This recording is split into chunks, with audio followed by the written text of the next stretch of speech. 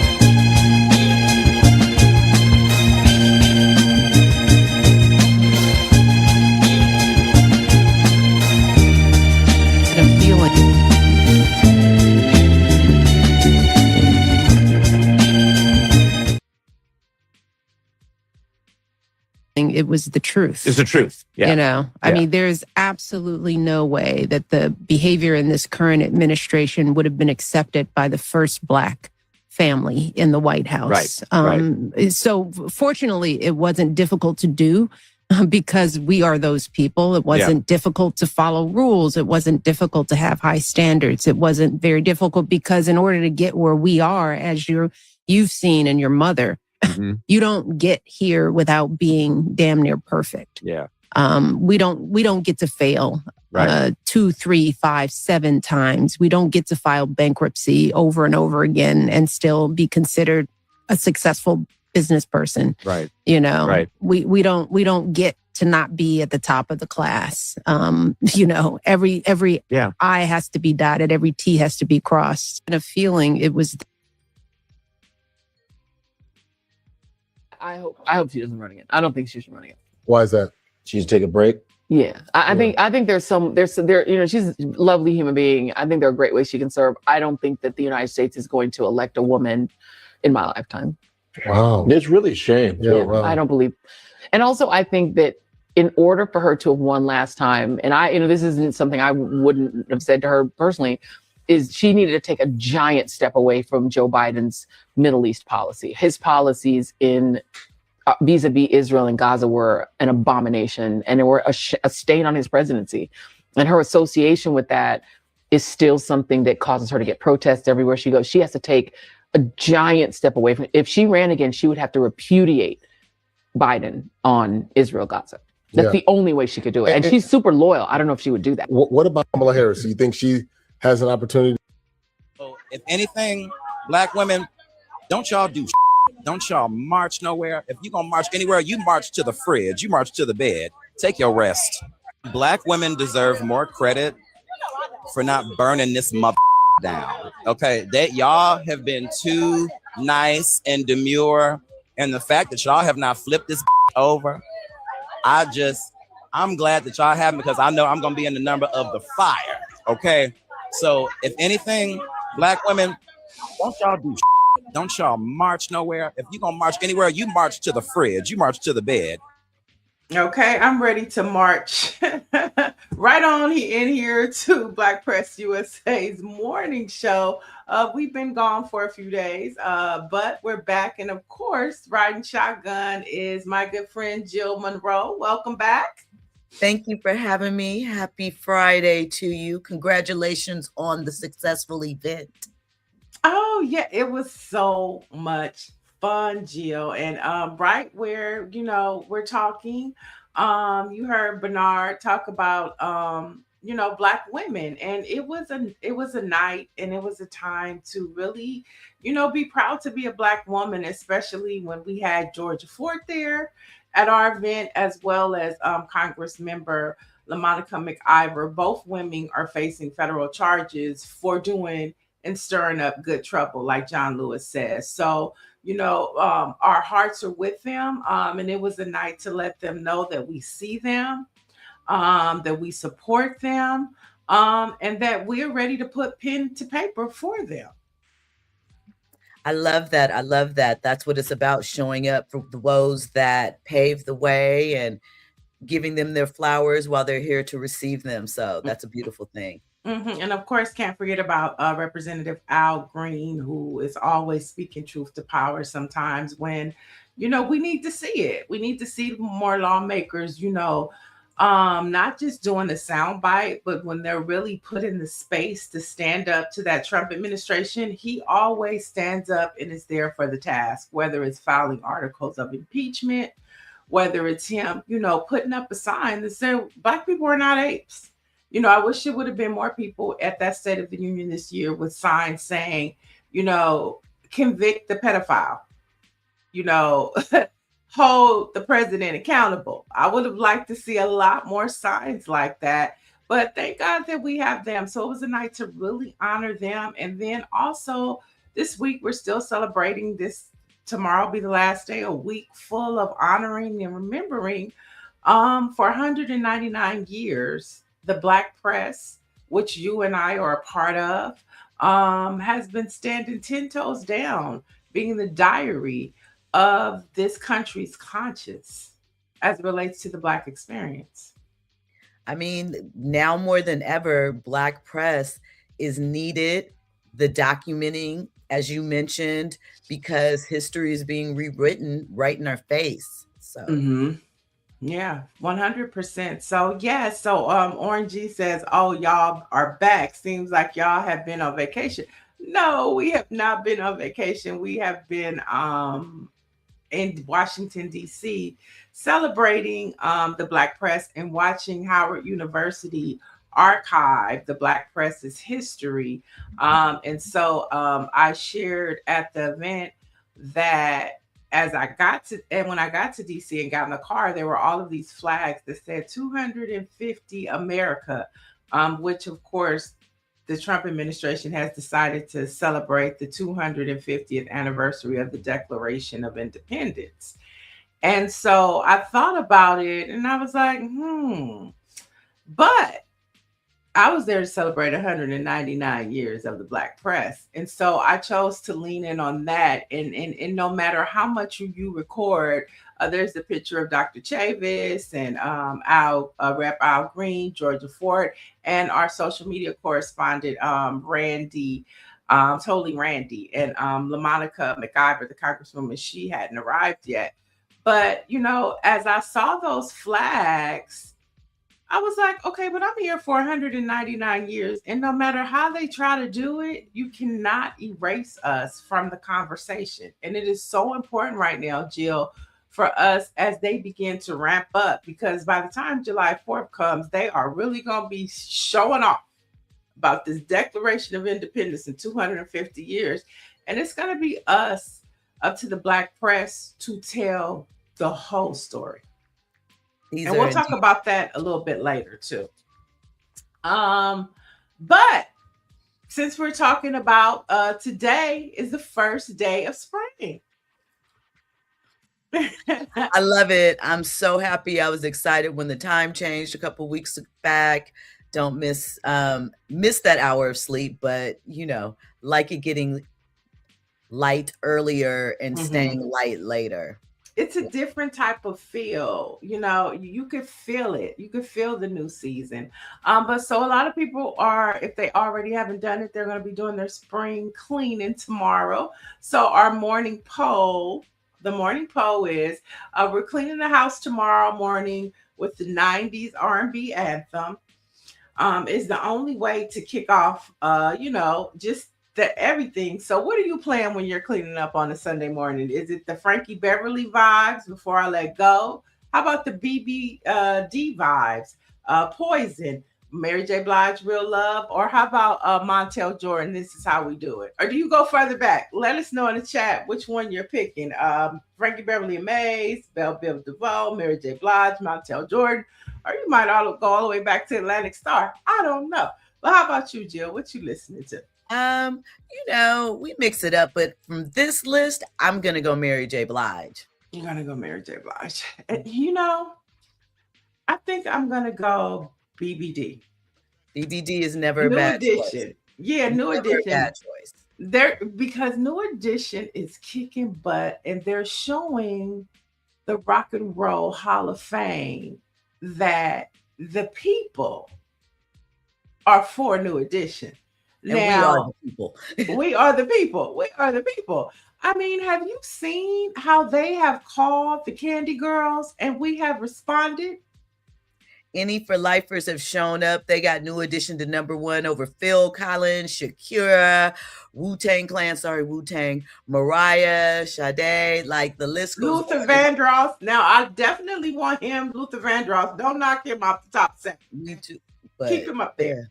Pink, In Excess, like all good. It's a good group this year, but New Edition needs to be in there. New Edition. Well, they proved to the Rock and Roll Hall of Fame that their fan base is telling the judges that New Edition needs to be in there. I don't care who your other 6 or 7 are, but New Edition, the people have spoken. The people have spoken. I just love it. So, I hope this means they're going to bring the tour back around the country, because I definitely can have another dose of that tour that they're going around on. Okay. But we have a special guest this morning. We're going to be talking about the WNBA. It's March Madness. And so we're going to get into that. But first, one of the stories that started trending when I was on my way to the airport back home was the Cesar Chavez story. Good God Almighty. So Los Angeles Mayor Karen Bass has signed a proclamation to rename the last Monday in March which is coming up, Farm Workers Day. And of course, this comes after 96-year-old farm worker and civil rights leader Dolores Huerta revealed that in the 60s, she experienced 2 separate sexual encounters with Cesar Chavez. She said the first time she was manipulated and pressured, and the second time she was forced. Now, both ended in pregnancies, which she says she concealed by wearing baggy clothes and ponchos. But I also want to point out, meanwhile, a statue of an enslaver is expected to be on display in D.C. for America's 250th birthday. Now, a bronze statue of Caesar Rodney, a Delaware founding father and enslaver, who signed the Declaration of Independence, will be temporarily displayed in Washington, D.C.'s Freedom Plaza for up to 6 months during America's 250th birthday celebration. And so I'm mixing those two, Jill, because I mean, how are, people are flawed, right? People are flawed. So is this how we're going to respond to all of these people who we have named streets after, who we have put statues up? When we find out that they are flawed, do we just erase them from history? I think that is unrealistic, though. That has been the course of action over the past couple of years. I mean, she's changing that day, but we still have Cesar Chavez Avenue, the Cesar Chavez Bridge here in Los Angeles. So obviously, what he's being accused of is heinous. But it's a conversation that we often have to face. Can a movement stay sacred when one of its most famous faces falls off? Not just falls off, but we uncover things in his past that nobody would want to hear about, someone that they respect or that has done the type of work that he did. So these are hard conversations that we're going to have to face with ourselves, because there was no social media before and no way for these stories to be brought forth to the public. And now they are. Right. And so we have, it's just a mind-blowing story. I mean, when you take a deep dive as to what happens, it makes me want to go back and watch the Cesar Chavez story that was done in 2014 to just see the dynamics of this situation.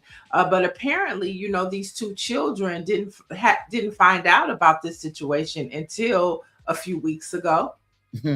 But, there's talks about that she's been in their lives, but they didn't know that was their mother. I just have so many questions about this story. Did it happen only 2 times, or did it happen more than 2 times? But there were 2 times that, it's just so much. I trust women. I think that is a horrible burden to bear. But she also said last night that she did it for the cause. She did it for the movement. Yeah, she kept it quiet for the movement. And so we have tons of elected officials out here that are standing up for her. Supervisor Holly Mitchell, State Representative Isaac Bryan. You saw the mayor sign the proclamation to change it to Farm Workers Day. But I mean, what do you do with his legacy? I mean, does this erase everything that he contributed to the movement of farm workers? Do you just disregard it all? I think you can. And as I said, as time has moved on, technology, we have more ways to check into stories, to hear people's stories. We discover that these people are flawed in some ways, in ideas and things that we, find hurtful.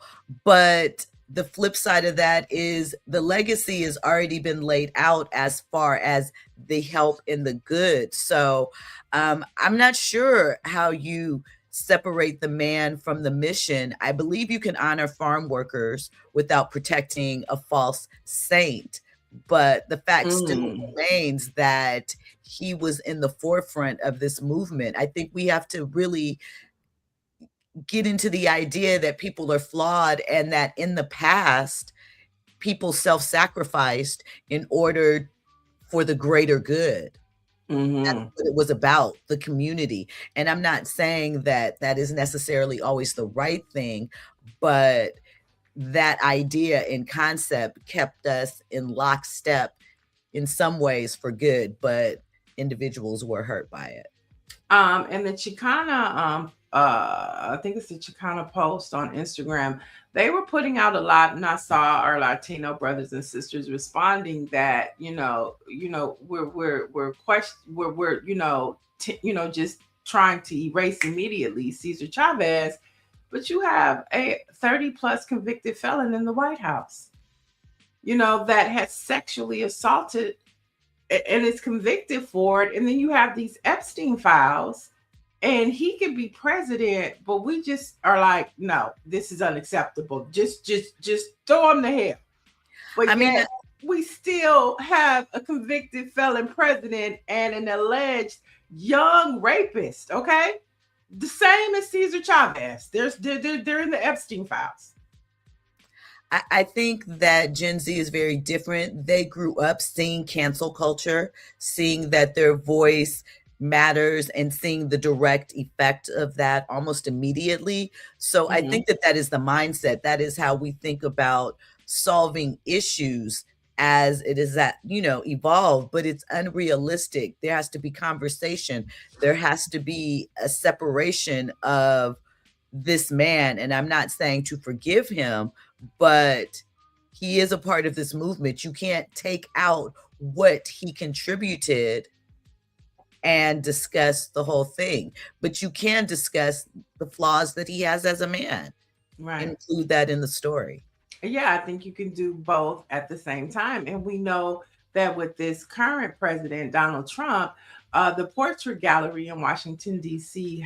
houses the pictures of all of the presidents. And so along with his portrait, it had said that he's a convicted felon. He changed it and took the sign down. So he's not going to even let you record the truth about him. Okay. So, I mean, I hear what you're saying, but, it's going to be applied to everybody but him. He told them to replace it. Take that off of there. Here's the flip side of that, though. What good has Donald Trump brought to anyone? So, he has brought a lot of good to his wealthy buddies. He's brought a lot of good to his son-in-law, Jared Kushner, who was basically over there taking over the Gaza Strip for high-tech real estate. He is helping a lot of people. It's just not the common people and the people who voted for him. The majority of the people who voted for him are not benefiting from him. Only his 1% rich friends. I want to see people not forget that. I don't want them to forget how they feel every time they go to the gas pump right now, when they go to the grocery store. I don't want them to forget that feeling, because we're feeling there's no honor in that. No. And speaking of that, the U.S. Postmaster David Steiner is warning Congress that the U.S. Postal Service could run out of money as early as October and may be unable to pay its workers and vendors by February 2027 unless it lifts the borrowing limits and reform outdated regulations. And so we see another agency that American people depend on. There are a lot of people, you would be surprised how many people still get checks in the mail. They don't have, they direct deposit, and so especially people with their Social Security checks and things like that, there's a lot of people that this could really impact and hurt. I mean, you just think about the fact that there's a lot of medicine that comes through the mail, right? For people. Also, I mean, just paperwork. We've seen this repeatedly as far as the post office failing, but it is an infrastructure thing. It needs to be revised. And I also think it's also purposely done because who does it impact the most? Those that are in lower economic areas, Black and brown people that are more likely to rely on this service than, as you mentioned, his 1% friends and those that are wealthier. Right. Orange G mentions that the postmaster is mega. He is trying to privatize the U.S. Post Office. I mean, yeah, he is, but it is ultimately Congress who is holding back this funding that is allowing him to be able to privatize it, which is why the midterms are so important. I was able to meet with the DCCC, who is the home of the DNC's activation for Congress. So House and Senate, you know, they support the candidates.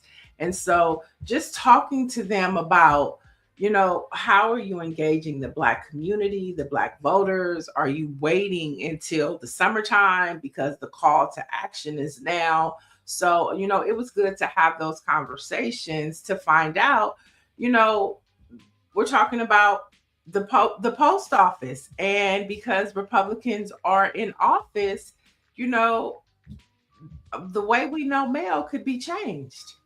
I mean, listen, the first people that are going to feel it are seniors, rural communities, and small businesses. That's right. And those are the people that don't necessarily have the voice to speak up, to have the funds to deal with a whole private industry of mail, basic services. So we really have to pay attention. And like you said, make sure that we show up for the polls for the midterms, because this is not sustainable the way that we're going.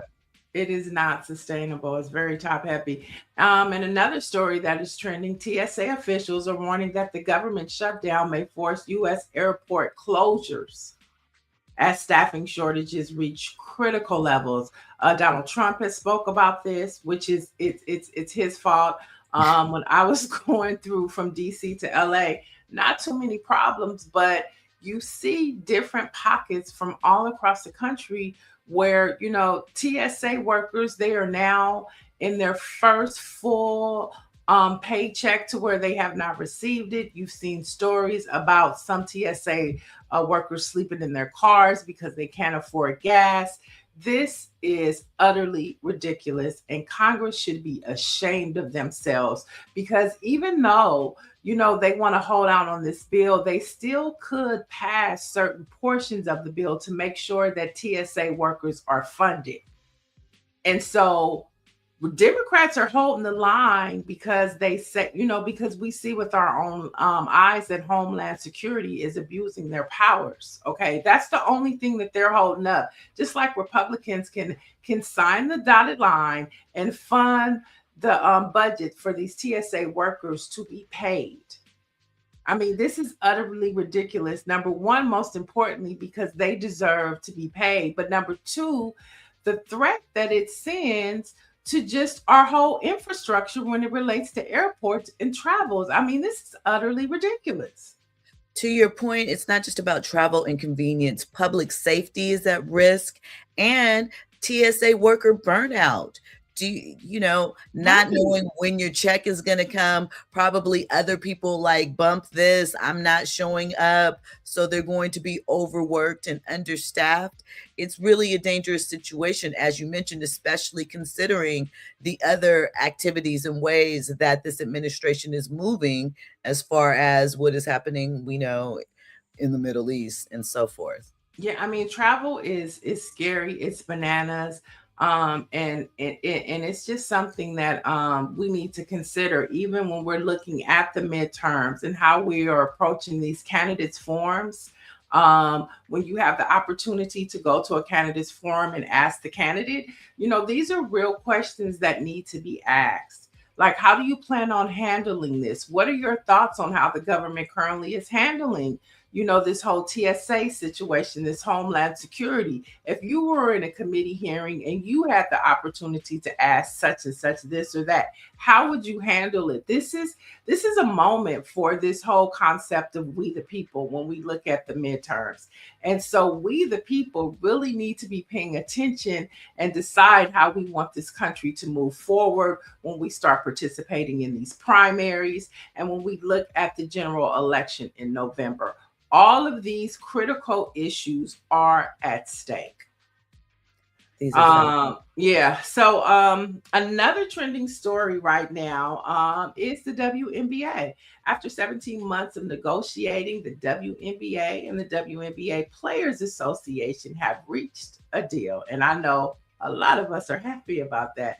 So joining us now to discuss the WNBA and March Madness is a powerhouse in media, a former collegiate athlete who has transitioned from the court to the anchor desk with an unapologetic impact. She has spent her career telling the truth beautifully while navigating the front lines of sports, culture, and social justice. Please welcome to Black Press Morning Show, SHARI NYCOLE. Good morning. Good morning. What an intro. I should have brought my Kleenex. Thank you. No, you deserve all the flowers, all the flowers. Your commentary is unmatched, and your expertise is what we want this morning. So let's just get to it. The WNBA $1 million era. So we just saw a verbal agreement reached with the Supermax jumping to $1.4 million and players' salaries finally tied to league revenue. So how much of this is a historic shift due to the Caitlin Clark Angel Reese effect versus the decades of groundwork laid by the veterans? I think that's an interesting question. I think it's a cross between the two. So obviously over the last couple of years, what has happened with the influx of popularity with Caitlin Clark and Angel Reese has absolutely had an impact. But we can't talk about them without talking about Asia Wilson as well. And other players in the league that have helped to carry the league prior to their arrival and who are also carrying the league while they're in the league as well. And then as we look at, the league going into 30 years, we have to recognize the efforts of the Cheryl Swoops and the Cynthia Coopers and the Lisa Leslies and the Maya Moore. So I think it's a meshing of the two worlds and the bridging of history with the current that has really brought us to this point. So I have to acknowledge every single player that took a low salary, that played in the season, gave it their all, and then went overseas and continued to beat their body up and came back for the next season to do it again. Every player that came and played, in front of a low fan base, perhaps, that kept coming back year after year. So this is a collective effort. And I think as I've been exploring the conversations, especially that have been happening with Union President, WNBPA Union President, Nneka Ogwumike, that's really evident as well. Do you think it's a good deal? I think it's a great deal. I was so relieved when it happened. I think anybody that's a WNBA fan, we were all kind of on edge because we wanted to have a season this year and we wanted to have a full season. So I think it's a great deal. Stephen A. Smith mentioned yesterday, it's a great deal. They didn't get necessarily what they deserve because we all, most of us think, hey, they deserve more. They've paid their dues. And so that can be argued. But overall, I think we're all aligned that this is a great deal. And this will keep a lot of these ladies here in the United States and playing the game they love versus, again, as I mentioned, having to go back and forth, in and out of the country to make a life for themselves. So it's great. I think we're going to see, happier players because more money's coming in. So I think even from a competitive standpoint, it's going to be even more exciting. So I think it's a great deal. And it's not just about the money. It's about the housing opportunity as well. And some of the other things in the deal that we don't even know that I think we're going to find out in the coming days or even weeks that also make this a really, really great deal and a great opportunity for not only the players currently, but the ones coming behind them. So, SHARI, I am Jill. You mentioned this new era, so to speak. We talked about whether Caitlin and why am I blanking? Angel set it off, but I want to talk about the college game for a second. With NIL, it's making college stars and they're getting real money before they even step to the W. And we know for women's basketball, the college game has been the premier. How is the W now going to sell itself to make sure it takes its place kind of where it should be, a little ahead of the college game? No disrespect to the college game. Look, I think that's a great question. And I think this deal helps to do that. I mean, the argument has always been, yeah, why not stay in school? You make more money in college anyway. Well, that can be argued, not necessarily for the premier players that we see, like a Flajay Johnson, who obviously is a multimillionaire in her own right at LSU, but maybe a player that's kind of a little bit lower than her tier that's making a reasonable amount in NIL, but may say, hey, I'll make more in the WNBA. That's an actual real conversation now. So maybe they don't stay till their senior year. They leave after their junior year. So I think this agreement helps to solve, air quotes, that problem.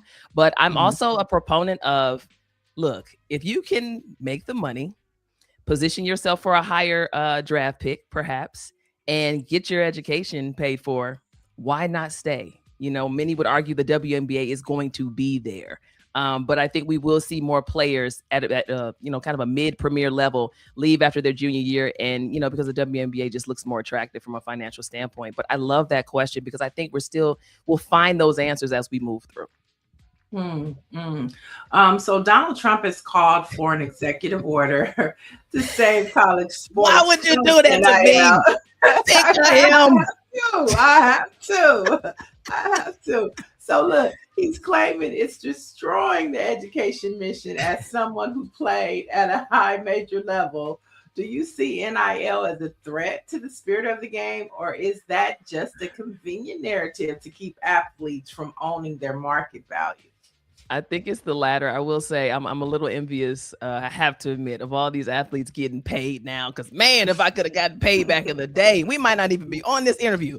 But, I think this administration often looks for excuses, pulling straws from great things and making them not so great things. I think NIL is great. I think collective is great. I do think there needs to be some bounds around that. I think we're a little bit out of control right now, which impacts recruiting, which impacts players and coaches. I should say coaches being able to really mentor these players, because at any point they can up and leave, right? You have one season with them and then they can move on. And I've talked to some coaches on the men's and women's side and even the high school side, and they talk about this. They want to not just coach these kids, they want to mentor them. They want to help usher them into adulthood. And they don't always get that chance. If kid's not happy, if the parent's not happy, if the agent's not happy, they're probably going to move on. So that's the part about it that I think needs to be revamped a little bit. I've said this for the last couple of years. I think a player should be able to transfer, but I think there should be a cap on that. And NIL impacts that, collective impacts that. So if a kid's not happy, okay, you can transfer once without penalty. Second time, there needs to be a penalty. That's just me. I think that will kind of help with that. But I don't think NIL is ruining the spirit of sports. I think what could possibly ruin the spirit of sports is the mindset that many of these young athletes are being reared in prior to them getting to the collegiate game. And that deals with more how they're being raised and coached at that level than it has to do with NIL. And that's the elephant in the room that we're not addressing. So along those lines, how much do you think social media has to do with that? Because a lot of these players, men and women, are stars before they even get to college, as you mentioned. And how is that impacting the effort and play that we see once they make it to, and I'm talking on the women's side for this, to the pro level? Do we think that they are suffering a little bit because they're a star before they've sort of put in those paces? Interesting. When I played, we had newspapers. I wasn't aware of everything that was going on around the country and the world with other players. And so I would actually turn this conversation to mental health, really. I think the mental health of these young athletes, these young women, is being impacted more so than anything else. And they're putting unnecessary pressure on themselves because they're comparing their game and themselves to other players that they're seeing coming up. So I think that is the bigger issue when it comes to social media, and we can't stop it. It's free information. It's going to be in our face all day long. So I think it's the access to all of that information that is hindering the mindset, the mental health of these young athletes. I know some amateur athletes as well, and it's a real struggle for them. So I think that's the bigger thing. And then when you go into competition, too much pressure or expectations are mismanaged. So that's when, social media and NIL culture and those type of things kind of become problematic, because now you have young athletes who don't understand process necessarily, and they think that they're supposed to get because of. And I think social media has really ushered in that mentality. And that, I think, is the more dangerous piece when it comes to that. So we're seeing stars like Juju Watkins, who I was excited to see videos of her back on the court shooting some hoops. Flau'jae Johnson become household names before they even turn 21. Do you think the WNBA's new CBA was timed specifically to ensure these generational brands don't lose money by leaving college early? I think so. I think that's. I absolutely think that's taken into account. You have to. Like we talked about earlier, I mean, these young ladies, if they didn't play anymore, right, they would be fine. So, even coming into the league, even with the CBA, essentially, they're probably already going to be making way more than they would make in the WNBA. So what makes it attractive is they love the game of basketball. But at the same time, the effort in this CBA agreement, in turning it on its head in the way that Nneka Ogwumike and others have been able to do, I think that's the most important thing. It shows, hey, we're invested in you. We care. It's not just about come play at our league. It's like, hey, we have these things available. We have real money here. We have real housing. We have opportunities for you to play the game you love and not feel like a stepchild. And I think that's the bigger piece here, because let's be honest, the WNBA, there were a lot of facets to it from a CBA standpoint that were not attractive. I don't think Flau'jae, let's say the CBA agreement was signed. Like say it was in place last year, right? When the draft happened. Who knows? Flau'jae may have entered the draft. She stayed, she's finishing out her senior year. Maybe if the league looked more attractive to her, or more attractive, to her, she would have moved on. If I'm Juju now, maybe I don't stay my senior year. Maybe I go ahead and play in the league, because with a CBA like this, it also opens up the floodgates for more opportunities for these players to make money on the branded content side, connecting with brands and commercial opportunities, because now they're like, okay, they're really serious. Okay. There's rev share involved. So everybody's going to be revving up to get as much from the pot as they possibly can. So that would be my answer to that. As they should. As they should. I'm talking bring all that energy, because these ladies, they deserve it. They work so hard. And if we keep forgetting, like they started a whole other league, in part because there wasn't financial and other means of support because the CBA was so weak. So Unrivaled came in, and we talk about Angel Reese, and we talk about Caitlin Clark and Angel Wilson and other players that have really sewn into this league in recent years. We also have to mention how Unrivaled really pushed the needle as well. You had players in Unrivaled making more money than they were making in the WNBA. And the Unrivaled's only 2 years old. So the argument about, new leagues don't make money, out the window. So you're looking at a league now going into 30 years that can't make the excuse, we don't have it. No, yes, you do. We're doing it over here just fine. Same players. Right. So we have to shout out everybody that really invested in Unrivaled, the brands and the advertisers and the players that said, okay, we're going to give it a shot, because I do think those efforts absolutely helped to push this over the line. Well, that was going to be my question, how much Unrivaled had impacted this agreement with the WNBA and what's come together, especially the social things. Unrivaled was the first to have daycare facilities on par. Do you think that we'll see a bunch of upgrades as far as the facilities and what the women are offered, again, the extension of the game into other areas? I absolutely think so. Again, there's a lot we don't know, but shout out to Unrivaled for raising the bar in that way. I definitely think we're going to see that. I think we're going to see that in how these ladies travel. That was a big thing in recent years, them still flying commercial and coach. And just to me, that's just nuts. But I think we're going to see some changes there. I think we'll probably see changes in their per diem daily. I think we'll, with the housing and all of those things. So absolutely, I think that's going to be a point of emphasis with this agreement. At least I hope it will be. And I think for something like that, based on the CBA that I'm seeing, that's low hanging fruit. That should be an automatic based on some of the other things that we're already seeing are taking place. If it doesn't, we're going to have another conversation too. We're going to have I already bring it back and I can complain. We can complain about it together. Yeah, I can't wait for. I already hear a second conversation being had. But you played in the MAC, or is it MAC, and the Big Ten?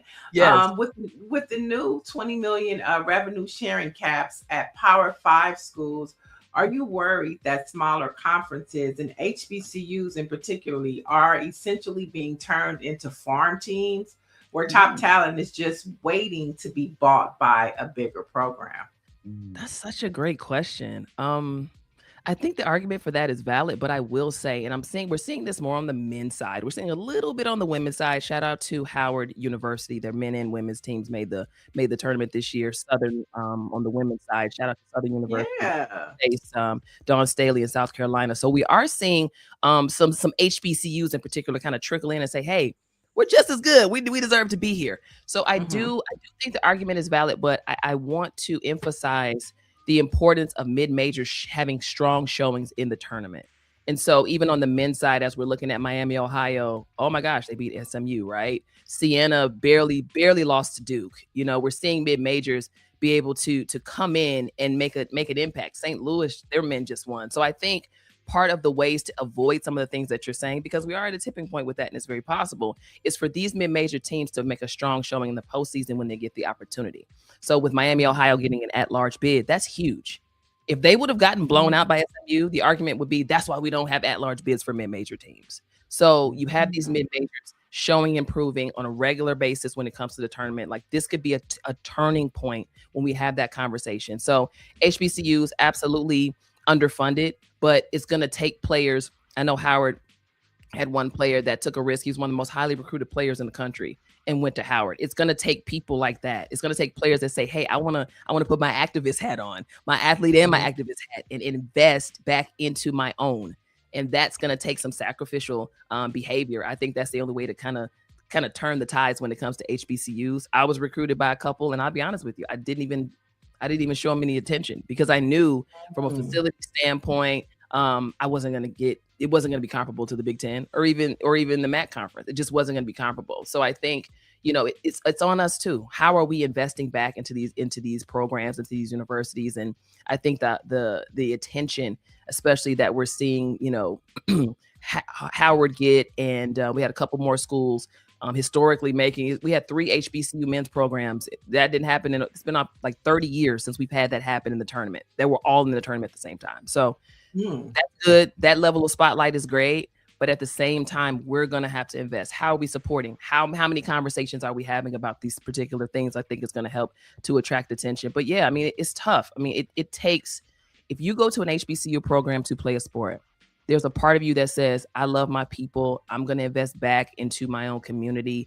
and I'm going to be the best of Black excellence that I can be. And I'll fight through. If there's any level of lack, we'll work through it. That is the commitment that you're making. And my hope is that is not a continued commitment you have to make, but we'll see. And it's also very difficult with this current administration. And it's also very difficult for corporations to invest in HBCUs because of DEI, rollbacks and things of that nature. So they're battling a lot of different things right now, but I'm encouraged because the talent is there. And I think we have to continue to impress upon people that students that go to HBCU schools, mid-majors, they're very talented, and some just as talented as we're seeing at our Power 4 schools. We got to scream that from the mountaintops. It's very, very important. Just a couple more questions. As you know, we're celebrating Black Press Week, and we were just at Howard University this weekend for the enshrinement. So, in an era of AI-generated deepfakes and social media clout chasing, my. Okay. How critical is the role of Black journalists like yourself in ensuring the stories of Black athletes are told with integrity rather than just clicks? You want to trigger me today, don't you? You want to trigger me today. I am so adamant about this because I tell people all the time, I'm not an influencer. I'm not a content creator. I'm a journalist and I'm a storyteller who has influence. There's a big difference. And I think we have blurred those lines so much. It is absolutely frustrating. When we think about DEI rollbacks that I just mentioned earlier, and also click culture, AI, social media. Yes, Black journalists are paying a heavy price. We are casualties of war in that respect. And people don't understand the value in our expertise until it's too late.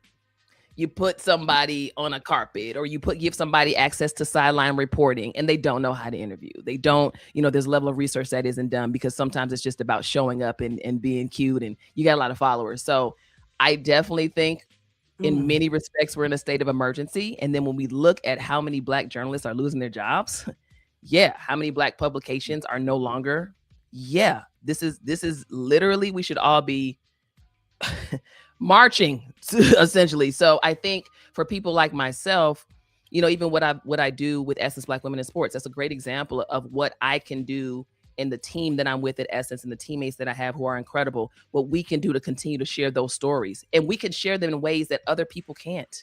As a Black woman who played at one of the highest levels you can play as an athlete, there's conversations that I can have with and about other athletes that most people can't have. So I'm leaning into that, and that's very important. But it's also about let's not go cry in the corner when, from a corporate standpoint, we're not getting a certain amount of love, attention, or opportunity. Let's use social media for what it's worth as well on our side. I can go on my page and talk about whatever I want to talk about. Right. I can have this conversation with you ladies and talk about whatever I need to talk about to get a point across, whether it be about sports, entertainment, or what have you. So as much as it hurts, as much as we can complain and fuss and cuss and all of those things, at the same time, we can use AI. Nobody said it was against the rules. And we can use it in a way that's intelligible and in a way that is responsible. So everything that we know, let's use the tools that are out there as well. You play the game. Don't sit out because you don't appreciate how it's been played. Play it too, and play it the right way. And so I'm excited about the fact that we have those opportunities and we can still utilize our own platforms to put the word out. If we're quiet and complaining, nothing gets solved. We're in a very special time right now. Let's put our foot on the gas. Let's get out here and have some conversations, even if it's on our own platforms. And that's exactly what we're doing today, because I didn't know anybody else who I could have this conversation with and give us all of the dotting the I's, the crossing the T's, and the real information. So really appreciate you being here this morning. Before we let you go, it is March Madness, first full weekend. I'm so excited. And I must tell you, it is because of Caitlin Clark and our girl Angel Reese is why I started leaning into college basketball. I had never watched March Madness until that happened, and now I'm all in. I'm getting me a Juju Watkins jersey. I live like 10 minutes from USC. I want to go to the game when she's back. I am 10 toes down, and I'm only really for the females. I'm loving it. Yes, ma'am. And so I love it. I am all in, I promise you. So with that being said, I want to start with the ladies first. Who are you looking to take it all, or at least make the final four? What do they call it? What are the boards called? What do they call them? You got it. The final four, you got it. The brackets. Who's going to the final four? Who's your picks? Oh man. Okay, on the women's side, you got to throw UConn in there. They're just that good. You have to, I have to. Oh, I love it. I love. What's her name? Ozzy. I love her. Ozzy Fudd. She's great. She's great. I don't recall who's on each side. So for those who are sitting with a bracket in front of your face, do not come for me. Okay. I'm just going to give you my favorites because I don't know who's on either side. I love Texas. I think they have a great opportunity. The way that they played against South Carolina a week and a half ago was very special. I also think they're a little bit of a sleeper team when we talk about a team that can go all the way, but I think they have all the tools. I can see SC, if the brackets work out, in the final four. I don't see them winning a championship. I just think that there's a couple other teams that are a little bit stronger than them. And this is only because I'm a fan and I love them. Coach Neil Ivey and Coach Carol Owens at Notre Dame. Carol Owens actually coached me at Northern Illinois University. So I have so much love for them and covered Neil for Essence. So Notre Dame, just go as far as possible. I want them to take the whole thing. That's on the love side. When Hannah Hidalgo and company play the best they can play, they can beat any team in the country. So we'll see what they do. But I'm pulling for them. But I'm excited. It's a great time, and I think the women's game in particular, we can't just assume that it's going to be UConn anymore. Like or South Carolina. There's so many other really great competitive teams. So that's what I'm pulling for. I don't have my bracket in front of me. Again, don't judge me. This is just my wish list. Okay. What about the fellas? What about the men? Oh, it's tough. It's so tough because man. Oh gosh. Arizona has an opportunity, I think. Based on the way that Duke played Siena yesterday, I'm not sure that's going to work out for them. I think they might get upset on their way. Men are so hard. Who else? Man, guys, this is hard. I don't know, y'all. I can't even do the men. It's too much. It's too stressful. These teenagers are out here turning up. Like it's people are losing that have never lost before. UNC lost last night to VCU. What are you doing? Why? It's just I can't call it. I say overall, I think I know who I want to win. Arkansas. Darius Cup Jr. is so special. And I think that when all the you mentioned earlier, all the T's are crossed and the I's are dotted, Arkansas could win this whole thing. He's that good. It makes everybody else around him better. I was watching the game the other day, a couple of days ago, that they had, and the announcer said he just doesn't have a bad game. Like if he's not scoring, he figures it out, and he's a distributor. He makes everybody around him better. So I think Arkansas, we can look up and they'll be your national champion. So I got them going all the way. Oh, well, hey, there you have it. Thank you so much for joining us this morning. We would love to have you back. Your expertise is just what we need in our sports division here at Black Press USA. Thank you. I'm about to bore you all. This was fun for me, but I can never gauge if it's fun for the people I'm talking to or the people that are watching. So I hope I didn't bore you guys. No, the chat is chatting. Yeah, the chat is chatting and they're listening. Definitely want to have you back talk about the NBA. LeBron, there's just so much to talk about. Don't you do that, because every time I talk about LeBron, the people go crazy. You pick that clip and then the people go down to my page and rip me to shreds. But we're gonna save that. We're gonna save that for the playoffs. But thank you for joining us. Enjoy your March Madness. And we hope to have you back soon. Absolutely. Have a great weekend, ladies. Thank you all so much for the opportunity. Yes, this was fun. Peace and love. All right, great conversation. I love the WNBA, and like I say, I'm all in to March Madness now because of Angel Reese and Caitlin Clark. So to have somebody like SHARI Nicole come on and enlighten us about what's happening, it was just the best for me. So love it. I'm a hoops fan, so I always enjoy hearing those conversations and seeing who I should be on the lookout for at the next level. So so let's talk a little bit about culture and entertainment. Now, you were at the Academy Awards this past weekend, and so you saw all of the moments that just made our hearts sing with joy. I'm talking about the Sinners win with Best Actor, Best Cinematography, you had Best Score, and of course, Ryan Coogler taking home Best Screenplay. But Black Twitter now is on a roll, and they're talking and debating about Ryan Coogler and queer stories. I found this very interesting. And so, Chad, we want you to chime in and get your take. Some say he should be including queer stories in his storytelling, and some saying that's not his job. So I want to know from you, Jill, do you think that it is a filmmaker's responsibility to be an advocate for a certain group of people just because they want him to or her to? Not necessarily. I feel that this is something that comes up often with us because we feel limited. And when we see someone excelling in greatness, we want to not hang on to their coattails, so to speak, but to be involved with their movement because we know they have a voice, they have a vision.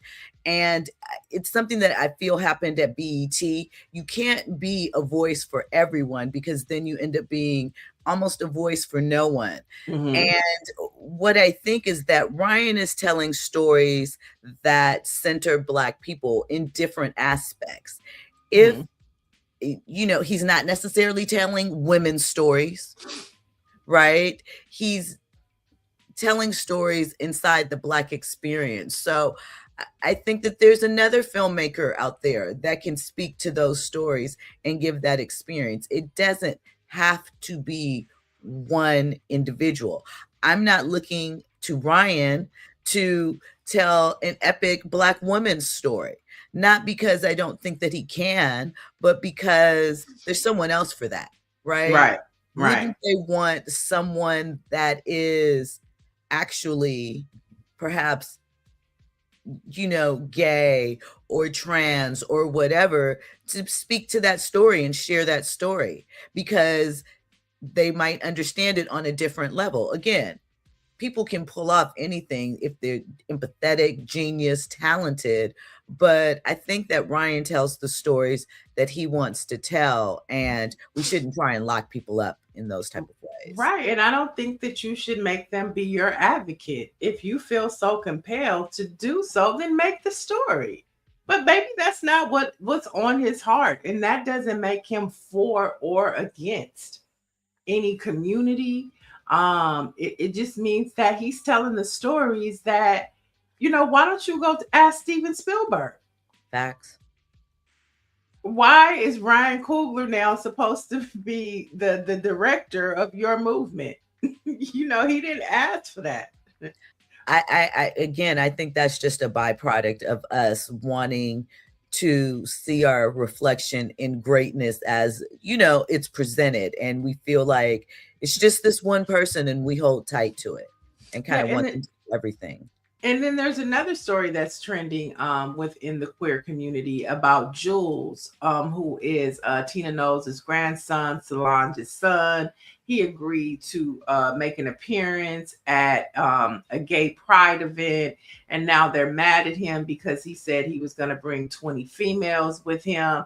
And then they're saying, well, we shouldn't allow straight people to be a part or host our club nights. I mean, what are your thoughts about that conversation? I think for Jules, it's a sensitive thing because there have been online rumors questioning, trying to dive into or break down what his sexuality is. And so he's a fairly young man. I believe he's 21 years old. And these are conversations that have been surrounding him for many years. And so it might just be a reaction to that. But we need advocates. I think when we want to completely shut out people from spaces, there are moments when it just should be, whether that's women, gay Black people, Black lesbians, whatever the case may be, where it should be only them. But you need advocates. The world isn't niche based where you don't interact with anyone but your kind. So, and you need those voices because that's how understanding comes. So I think that is the wrong approach, not trying to tell anyone how to feel about their feelings, but I think that there are other things to be considered with Jules and what he's going through. I think that's a great point because like you say, we need allies, even if it's a woman's event, to have a man come, like the Essence, the Women of Essence event. You saw Ryan Coogler, you saw Michael B. Jordan, you saw Black men giving Black women their flowers. Now, this was an all women's event, but like you say, you need the allies from outside of just your core group to validate. You don't need the validation, but it does help to have that support. And so I think that with that event, they were missing the mark. It was great that he wasn't intimidated or he didn't feel uncomfortable about coming into that space, whether he wanted to bring 20 girls or not. I mean, why are you talking about his sexuality when he's supporting yours? I mean, and the flip side to that is if it's a gay club, it's not as if anyone there is going to be trying to talk to them. So in that manner, I think that just sometimes we can close ourselves in so much in trying to protect our interests, not recognizing that we still need people to reach across the aisle and to bring understanding to others, and so that we can go through this thing called life. Right, 100%. So we were talking about the Oscars. Talk to us a little bit about your experience and what were some of your takeaways actually being in the building. So everyone was right off the bat, I feel, really excited for Sinners. There were, obviously, you saw the energy of Tiana Taylor down front rooting for everybody, and some of the results. Some people felt that she was a little over the top with her bear hug headlock of PTA, but Paul Thomas Allen, who was the director of One Battle After Another. But it was a festive celebration. I think it kind of shook out how a lot of people expected. I don't feel as though there were a lot of surprises in that regard, but a lot of energy, a lot of people very excited for Sinners as a movement for Michael B. Jordan and just seeing him there. So it was a great night, a lot of security outside the building.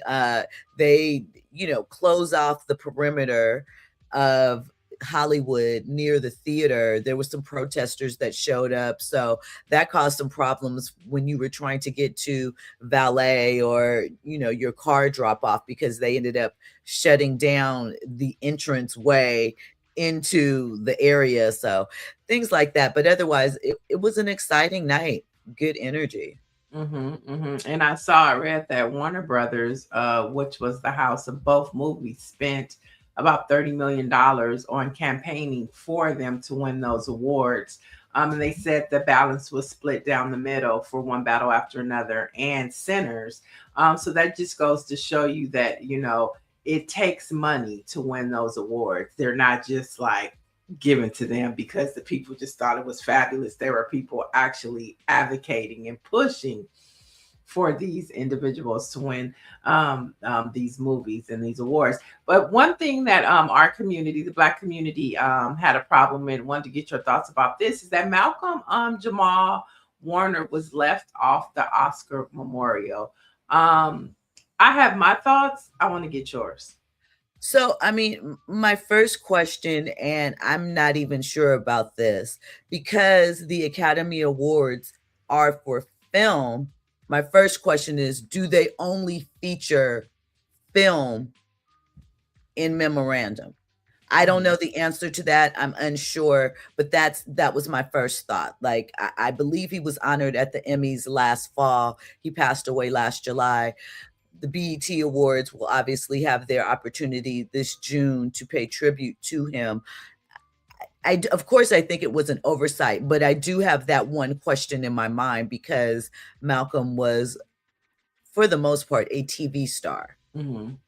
That's what I thought. I thought that he was a TV star, so I didn't. I understood if he was that why he was left off, because it's for motion pictures. But to your point, and I've never seen a TV star, if I recall, played in the memorial segment of the Academy Awards. So, to me, that was the reason why. But you brought up BET, and I think folks should be aware that this could be the last BET Awards.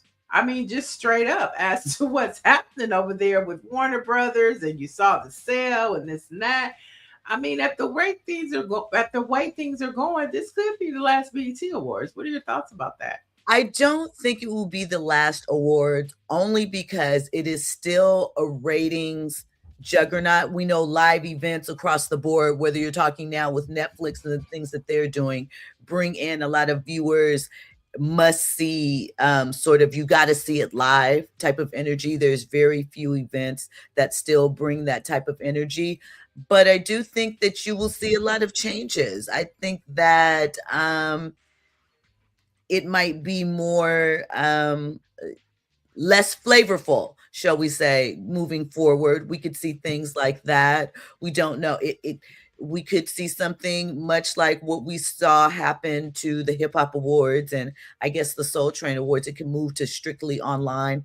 We don't know what the future holds as far as BET as a network overall. Right now, they're saying it's not going anywhere. But if you really think about it, as far as linear TV goes, how many people have BET in their day-to-day or even week-to-week destination for entertainment? Not BET Plus, which we know is now going to be a tab on Paramount Plus, but the actual linear network. That's a great point. Speaking of BET and Tyler Perry's affiliation with BET, he's trending because he's allegedly dating Marlo Hampton. We saw them giving each other some smooches and were together at a party. What are your thoughts on that? Where'd that come from? Marlo Hampton from Housewives?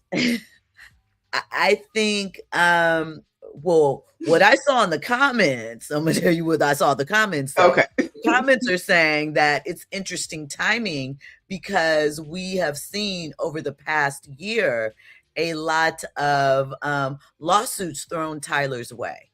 And so the comments are suggesting maybe he's leaning into a more visible relationship because of these situations.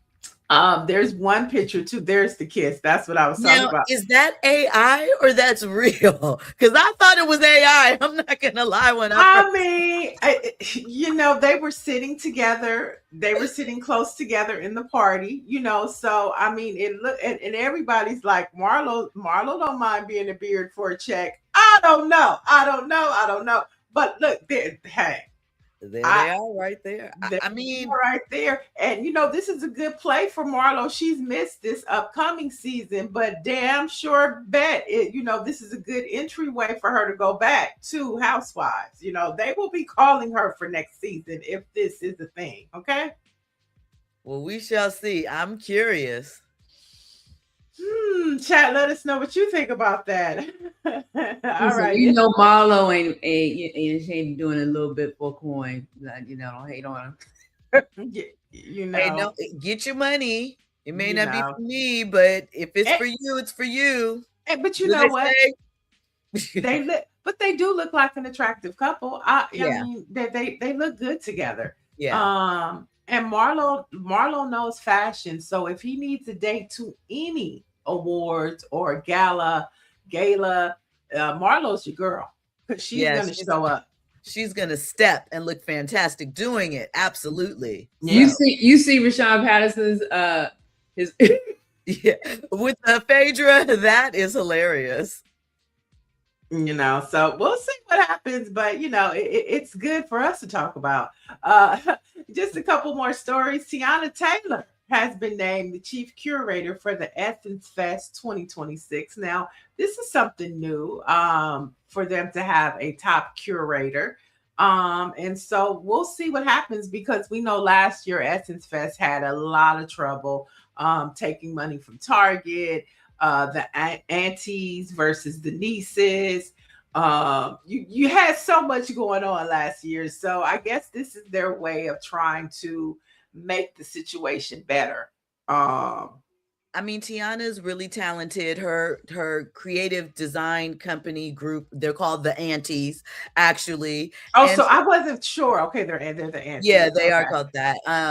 I think that she, might be able to stitch together the generations and give a fresh perspective and experience. She's really, really good at the creative directing thing. And I feel like right now, as you mentioned, coming off of what happened last summer, they needed a reconfiguring badly, because people were very upset with what they felt was an overlooked African-American rooted from here perspective in New Orleans.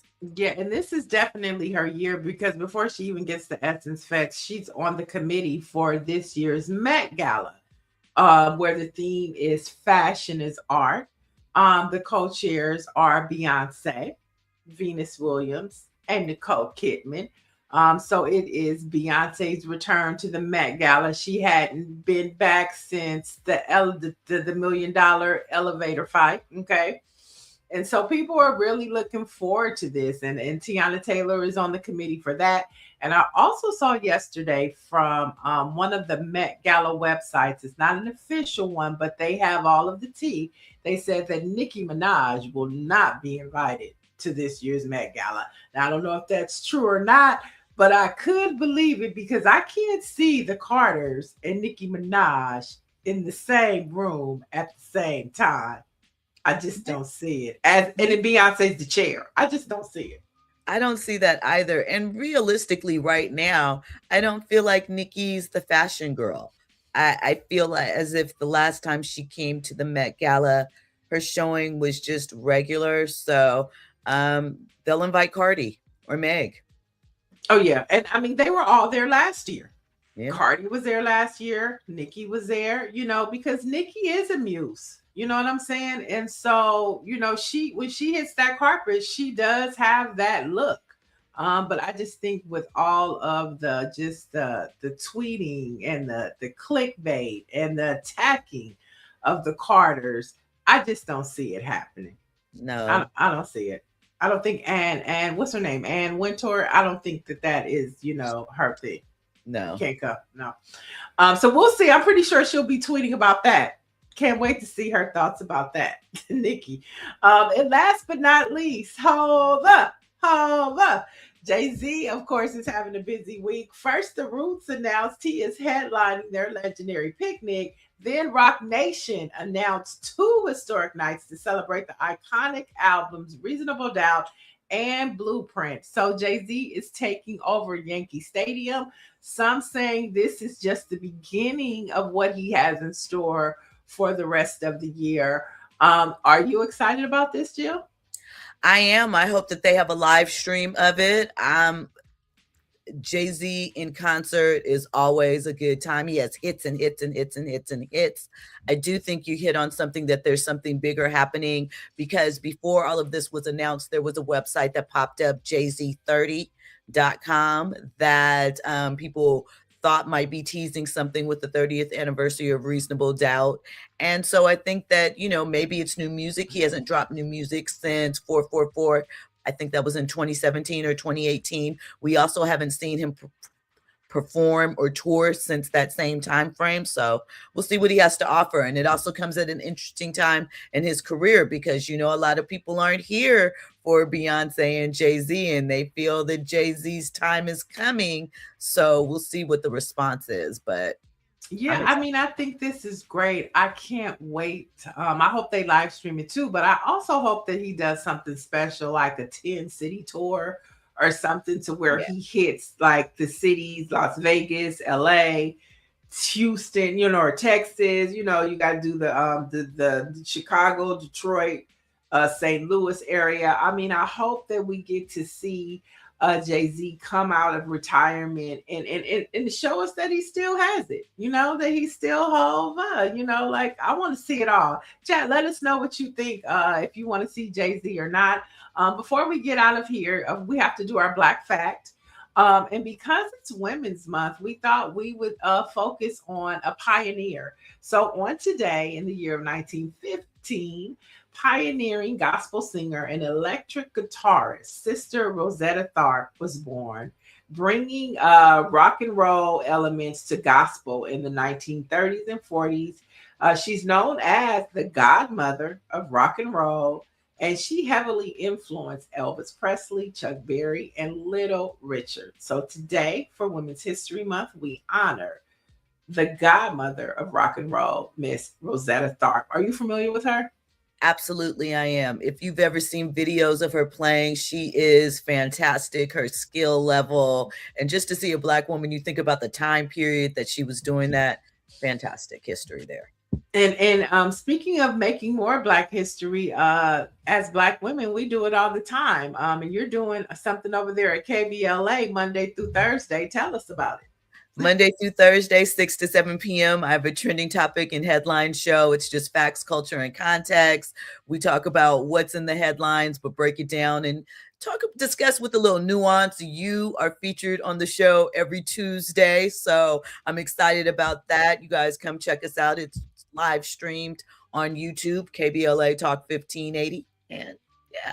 And for those of you who don't know, it's owned by Tavis Smiley, and he has a long list of Black commentators over there bringing you news and information as we talk about celebrating Black Press Week and keeping it alive, from print to digital to technology. KBLA Talk 1580, Tavis Smiley is continuing the tradition of the Black press. So we're back, y'all. Black Press Week is officially over.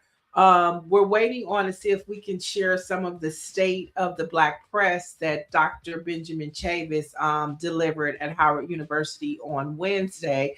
We're going to try to get some of those clips to share with you about what the Black press and NNPA has for the future of us telling our stories and telling our truth. With that being said, we're back on Monday with more news, views, and opinions right here on the Black Press Morning Show. I'll talk to you guys then. Thank you, Jill. You know it, didn't it? Oh, yes. How it rained. I said it rained, children.